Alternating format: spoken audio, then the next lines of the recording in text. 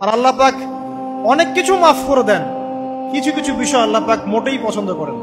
তার মধ্যে একটা হচ্ছে অহংকার, তার মধ্যে একটা হচ্ছে শিরক, তার মধ্যে একটা হচ্ছে অন্যের হক নষ্ট করা, তার মধ্যে একটা হচ্ছে আদম সন্তানকে হত্যা করা, তার মধ্যে একটা হচ্ছে বৃদ্ধ বয়সে ব্যভিচার করা, তার মধ্যে একটা হচ্ছে মুরতাদ হয়ে যাওয়া। ওই যে খ্রিস্টান হয়ে যাচ্ছেন না, খালি মরেন তারপর বুঝবেন, খালি মালাকুল মউত আসুক তারপর বুঝবেন। আল্লাহ রাব্বুল আলামিন বলছেন তার রাসূলের মাধ্যমে, কেউ যদি সাক্ষ্য দেয় আল্লাহ ছাড়া কোনো মাবুদ নাই, মুহাম্মদ সাল্লাল্লাহু আলাইহি ওয়াসাল্লাম শেষ নবী, ঈসা ইবনে মারইয়াম আল্লাহর প্রেরিত নবী, আল্লাহর পুত্র নন, জান্নাত সত্য এবং জাহান্নাম সত্য, এই পাঁচটা বিষয় যদি কেউ সাক্ষ্য দেয় ইনশাআল্লাহ সে জান্নাতে যাবে, তার আমল যেমনই হোক না কেন।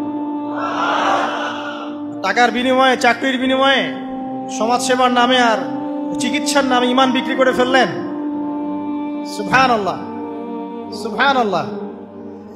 তোমাদের এই পৃথিবীতে বেঁচে থাকার চাইতে মাটির তলে চলে যাওয়া ভালো। আবর্জনার কোনো প্রয়োজন নাই আল্লাহর এই জমিনে। এই মুসলিম উম্মার আবর্জনার কোনো প্রয়োজন নাই। এই মুসলিম উম্মার ইমানদার সাহসী তরুণ প্রজন্মের দরকার। আল্লাহ পাক কবুল করুন, আমিন।